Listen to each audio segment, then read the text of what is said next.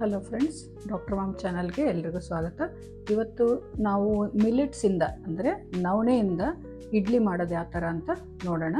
ನವಣೆದು properties ಏನು, ಅದರ ಗುಣಲಕ್ಷಣ ಏನು ಅಂತ ಹೇಳಿದರೆ, ಚಳಿಗಾಲದಲ್ಲಿ ಇದು ಸ್ವಲ್ಪ ಉಷ್ಣ ಪ್ರಕೃತಿನ ಹೊಂದುತ್ತೆ, ಅಂದರೆ ಸ್ವಲ್ಪ ಹೀಟ್ ಅಂತಲೇ ಹೇಳ್ಬೋದು. ಸಮ್ಮರಲ್ಲಿ ತಿಂದರೆ ಇದು ಹೀಟ್ ಅನಿಸುತ್ತೆ, ಚಳಿಗಾಲದಲ್ಲಿ ತಿಂದರೆ ತುಂಬ ಹೆಲ್ತ್ಗೆ ಒಳ್ಳೆಯದು.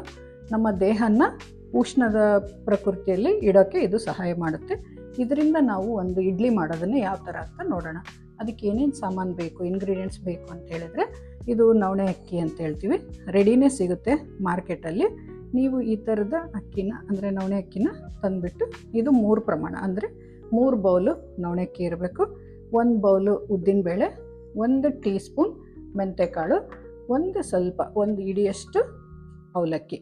ಇಷ್ಟು ಸಾಮಾನು ಸಾಕು ನಮಗೆ. ಈಗ ಯಾವ ಥರ ಮಾಡೋದಂತ ನೋಡೋಣ. ಈಗ ಒಂದು ಬೌಲ್ ತೊಗೊಂಬಿಟ್ಟು ಇದು 3 ಕಪ್ ನವಣೆ ಅಕ್ಕಿನ ಇದರಲ್ಲಿ ಹಾಕೋಣ.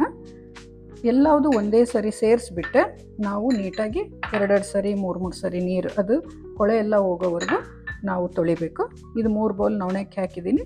ಈಗ 1 ಬೌಲ್ ಉದ್ದಿನಬೇಳೆ ಹಾಕ್ತಾಯಿದ್ದೀನಿ. ಇದು ಉದ್ದಿನ ಗುಂಡು ಹಾಕಿರೋದು. ಬೇಳೆ ಬೇಕಾದ್ರೆ ಬೇಳೆನೂ ಹಾಕ್ಬೋದು.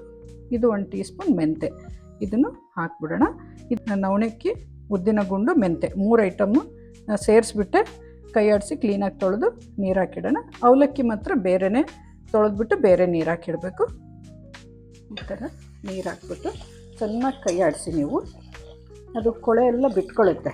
ಮಿಲೆಟ್ಸಲ್ಲಿ ತುಂಬಾ ಧೂಳಂಶ ಇರುತ್ತೆ. ಇದು ನೋಡಿ, ಈ ಥರ ಸ್ವಲ್ಪ ಅದು ಧೂಳು ಬಿಟ್ಕೊಳ್ಳುತ್ತೆ. ಅದಕ್ಕಾಗಿ ನಾವು ನೀಟಾಗಿ 2 ಅಥವಾ 3 ಸರಿ ಚೆನ್ನಾಗಿ ಕ್ಲೀನ್ ಆಗೋವರೆಗೂ ಕೈ ಆಡಿಸಿ ತೊಳಿಬೇಕು. ಇದನ್ನು ಇನ್ನೊಂದು ಸಾರಿನೂ ಬಿಟ್ಕೊಳ್ಳೋಣ, ಕ್ಲೀನ್ ಆಗೋವರೆಗೂ ತೊಳ್ಕೊಳ್ಳಿ. ಈಗ 3 ಸರಿ ಕ್ಲೀನಾಗಿ ನೀರು ಹಾಕಿ ತೊಳ್ಕೊಂಡಿದ್ದೀನಿ. ಈಗ ಸಿಂಪಲ್ ನೀರು ಹಾಕಿ ಇಟ್ಬಿಡೋಣ. ಇದು ಒಂದು 7 ರಿಂದ 8 ಗಂಟೆ ನೆನಿಬೇಕು. ಈಗ ಅವಲಕ್ಕಿನೂ ನೀಟಾಗಿ ನೀರು ಹಾಕಿ ಕ್ಲೀನಾಗಿ ತೊಳ್ಕೊಂಡಿದ್ದೀನಿ. ನಿಮ್ಮ ಹತ್ರ ತೆಳು ಅವಲಕ್ಕಿದ್ರು ಅದು ಓಕೆ, ದಪ್ಪ ಅವಲಕ್ಕಿದ್ರು ಓಕೆ, ಮೀಡಿಯಮ್ ಪೋಹ ಮಾಡೋ ಅವಲಕ್ಕಿದ್ರು ಓಕೆ, ಯಾವುದಿದೆ ಅದು ಹಾಕಿ. ದಪ್ಪ ಇದ್ದಿದ್ದು ಸ್ವಲ್ಪ ಕ್ವಾಂಟಿಟಿ ಕಡಿಮೆ ಹಾಕಿ, ತೆಳು ಇದ್ದಿದ್ದು ಸ್ವಲ್ಪ ಕ್ವಾಂಟಿಟಿ ಜಾಸ್ತಿ ಹಾಕಿ. 1 ಮುಷ್ಟಿ ಅಷ್ಟಾದರೆ ಸಾಕಿದು. ಇದು ತೊಳ್ಕೊಂಡಿದ್ದೀನಿ. 2ಕ್ಕೂ ನೀರು ಹಾಕಿ ಇಡೋಣ. ಈಗ ನೀರು ಹಾಕಿ ಈ ಥರ ನೆನೆಯಕ್ಕೆ ಬಿಟ್ಟಿದ್ದೀನಿ. ಈಗ ಇದು ಒಂದು 7 ಅವರ್ಸ್ 7 ಗಂಟೆ ಕಾಲ ಚೆನ್ನಾಗಿ ನೆಂದಿದೆ.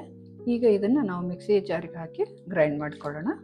ಈಗ ಇದರಲ್ಲಿದ್ದ ನೀರನ್ನೆಲ್ಲ ಕ್ಲೀನಾಗಿ ಮತ್ತೆ ತೊಳ್ಕೊಂಡಾಯಿತು. ಈಗ ಈ ಒಂದು ಮಿಕ್ಸಿ ಜಾರ್ಗೆ ತೊಗೊಂಡು ಹಾಕ್ಕೊಂಡು ಇದನ್ನು ನಾವು ಗ್ರೈಂಡ್ ಮಾಡ್ಕೊಳ್ಳೋಣ. ಈಗ ನೆನೆ ಹಾಕಿದಂಥ ನವಣೆ ಅಕ್ಕಿ, ಉದ್ದಿನಬೇಳೆ, ಮೆಂತೆ ಒಂದರಲ್ಲಿ ಹಾಕಿದ್ವಿ, ಅವಲಕ್ಕಿ ಬೇರೆ ಹಾಕಿದ್ವಿ. ಎಲ್ಲದನ್ನು ಸೇರಿಸ್ಬಿಟ್ಟು ಗ್ರೈಂಡ್ ಮಾಡಿಕೊಂಡಾಗ ಈ ರೀತಿ ಹಿಟ್ಟು ರೆಡಿಯಾಗಿದೆ ನಮ್ಮದು. ಈ ತಿಕ್ನೆಸ್ ಇರಲಿ. ಈ ನಮಗೆ ಇಡ್ಲಿ ಹಿಟ್ಟು ಯಾವ ಥರ ತಿಕ್ನೆಸ್ ಇರುತ್ತಲ್ಲ ಅದೇ ತಿಕ್ನೆಸ್ ಇರಲಿ. ಇದು ನಮಗೆ ಒಂದು 6 to 8 ಅವರ್ಸ್ ಫರ್ಮೆಂಟೇಷನ್ ಆಗಲಿ. ಅಂದರೆ ಈ ಥರ ಒಂದು ಪ್ಲೇಟ್ ಇದರ ಮೇಲೆ ಮುಚ್ಚಿ ಇದನ್ನು ರೆಸ್ಟಿಗೆ ಬಿಟ್ಬಿಡೋಣ. 8 ಅವರ್ಸ್ ಆಗಿದೆ. ಈಗ ಫರ್ಮೆಂಟೇಷನ್ ಆಗಿದೆ. ಸ್ವಲ್ಪ ಉಪ್ಪಂದ ಬೆರೆಸ್ಬಿಟ್ಟು ರುಚಿಗೆ ತಕ್ಕಷ್ಟು ಪಿಂಕ್ ಸಾಲ್ಟ್ ಹಾಕೋಣ. ಇದಕ್ಕೆ ಸೋಡಾ ಪುಡಿ ಏನೂ ಬೇಕಾಗಲ್ಲ. ಚೆನ್ನಾಗಿ ಕಲಸಿದ ಮೇಲೆ ಹಿಟ್ಟನ್ನು ನಾವು ಇಡ್ಲಿ ಸ್ಟ್ಯಾಂಡಿಗೆ ಹಾಕಿ ಇಡ್ಲಿ ಮಾಡಿ ನೋಡೋಣ. ಇದು ಇಡ್ಲಿ ಸ್ಟ್ಯಾಂಡನ್ನು ಸ್ವಲ್ಪ ತುಪ್ಪ ಹಚ್ಚಿ ಗ್ರೀಸಿಂಗ್ ಮಾಡಿಕೊಂಡು ಇದು ಹಿಟ್ಟು ಹಾಕಿ ಇಡ್ಲಿ ಬಾಯ್ಲ್ ಮಾಡೋಕ್ಕೆ ಇಡೋಣ.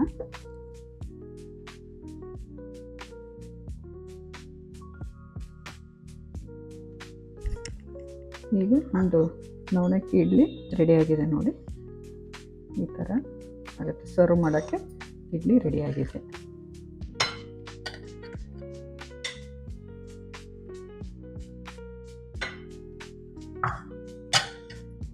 ಇದು ಇಡ್ಲಿ ತೆಗೆದ್ಮೇಲೆ ಈ ಥರ ಕಾಣಿಸುತ್ತೆ ನೋಡಿ, ಎಷ್ಟು ಸ್ಪಾಂಜಿ ಥರ ಬಂದಿದೆ. ಇದು ಚಟ್ನಿ ಮತ್ತು ಸಾಂಬಾರು ಜೊತೆ ಟೇಸ್ಟ್ ಮಾಡಲು ತುಂಬ ಚೆನ್ನಾಗಿರುತ್ತೆ. ನೀವು ಮಾಡಿ ನೋಡಿ. ಕಟ್ ಮಾಡಿಬಿಟ್ಟು ತೋರಿಸ್ತೀನಿ. ಎಷ್ಟು ಪೊಳ್ಳಾಗಿ ಬಂದಿದೆ, ಸ್ಪಾಂಜ್ ಥರನೂ ಇದೆ. ನೀವು ಮಾಡಿ ನೋಡಿ. ನಿಮ್ಮ ಟೇಸ್ಟ್ ಹೇಗಿದೆ ಅಂತ ನನಗೆ ಕಮೆಂಟ್ ಮೂಲಕ ತಿಳಿಸಿ. ನಿಮ್ಮ ಅನಿಸಿಕೆಯನ್ನು ಕಮೆಂಟ್ ಮೂಲಕ ತಿಳಿಸಿ. ಇಲ್ಲಿವರೆಗೂ ನನ್ನ ಚಾನಲ್ ಇನ್ನೂ ಯಾರು ವಾಚ್ ಮಾಡಿಲ್ಲ, ದಯವಿಟ್ಟು ವಾಚ್ ಮಾಡಿ ಮತ್ತು ಸಬ್ಸ್ಕ್ರೈಬ್ ಮಾಡ್ಕೊಳ್ಳಿ. ಮುಂದೆ ಬರ್ತಕ್ಕಂಥ ಒಳ್ಳೊಳ್ಳೆ ವಿಡಿಯೋದ ನೋಟಿಫಿಕೇಷನ್ ನಿಮಗೆ ಮೊದಲು ಬರುತ್ತೆ. ಇಲ್ಲಿವರೆಗೂ ನನ್ನ ಚಾನಲ್ ವಾಚ್ ಮಾಡಿದ್ದಕ್ಕೆ ಎಲ್ಲರಿಗೂ ಧನ್ಯವಾದಗಳು.